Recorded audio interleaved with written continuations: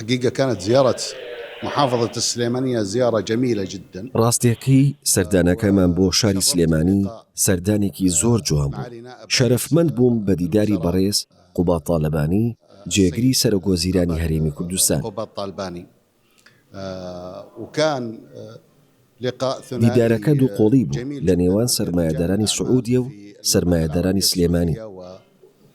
رجال الأعمال في محافظة السليمانية تفاجأنا أن هناك مشاريع موجودة. بینیمان کار لە چەندین پرۆژەدا دەکرێن کە بە گرنگترین پرۆژەکان لەسەر ئاستی کۆماری عێراقدا دەکرێن. وأيضا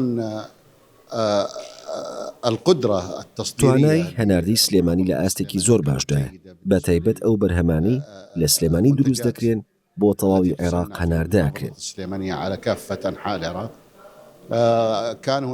لەوێ شاندێکی بازرگانان و سەرمایەداران بەگەرمی پێشوازیان لێکردین.